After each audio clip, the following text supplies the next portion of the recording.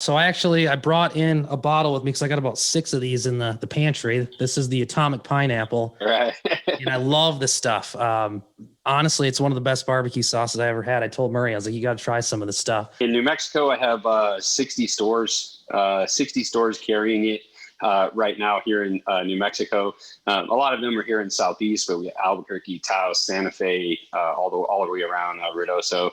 All the way around New Mexico. I have a lot in I have about 10 stores in West Texas right now.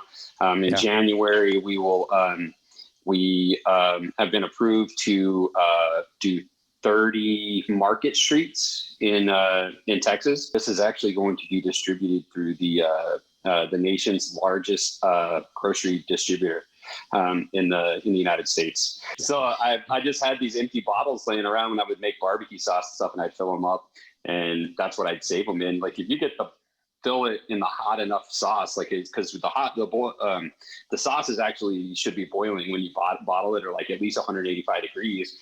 So if you fill it up and you leave like about a ½ inch at the top, you can actually take the lid and you can put it down pretty tight because it has a wax coating in there and it will almost reseal again. So it's not the most sanitary way, but as you're doing a home thing by yourself, just giving it to your friends, that's kind of how it was. But yeah, man, I really started using the Sailor Jerry bottles when I started taking Tabasco peppers. You get like the little Tabasco peppers and you throw them in there and then you fill it up with boiling apple cider vinegar and you put the lid on it and you let it go for about 4 months. And what you do, then you basically have your own homemade Tabasco sauce pretty much. And you just squirt it on there. Awesome. So yeah, that's what I did. But yeah, that's where it came from. Just put all those, and I would save a lot, man. I would save a lot. I think there was probably a time I was probably drinking like a 1 bottle of Sailor a week. Oh man. Was it it was all business purposes, I'm sure. Yeah, I had to do it. Yeah, I had to do it just so that way I could make barbecue sauce. That's all it was. How'd you ramp it up? When did you decide to kind of make that jump and turn it into something more than just, friends hanging out and, great Christmas presents? Man, it was actually not that long ago. So March of 2021 will be 2 years of actually having the product in bottles and selling it. So it was about 9 months or so, like 9 or 10 months, almost a year before that. So it's been about, I'd say about 2.5 years since I decided to make that jump. It took a long time. I launched with 6 products.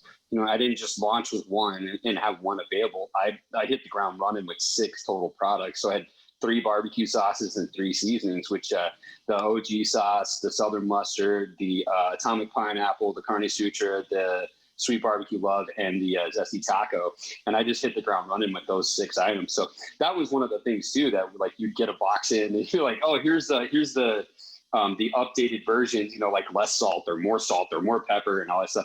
And they all come in like at once. And then you'd have to spend all this time grilling and trying it on different things and making sure that it was going to hit that profile that I had already had, because this wasn't like it was something that I didn't have a lot of people try, have before.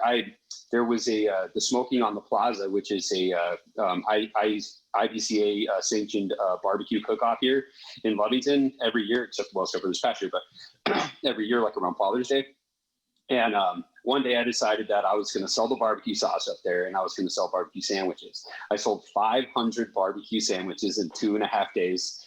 And that was just pulled pork, brisket, and chicken. But that wasn't even the crazy part. The crazy part was I made 400 bottles of barbecue sauce, and I sold all of them in those, in basically 4 days. I sold some before and some after. Like people would buy a bottle while they were there, and they'd call me next, you got any more of that? I need 5 bottles.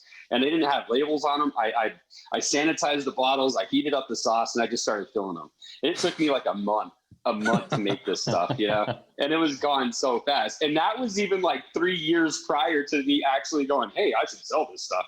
It was just one of those pipe dream kind of things. I didn't know it was actually going to happen, and then one day I woke up and I told my wife, I said, hey, I think I'm going to bottle my barbecue sauce. And she's like, are you freaking nuts? We have a lot of people that watch our podcast that are kind of on the fence. They have this thing that they're passionate about, but they're reluctant to follow it.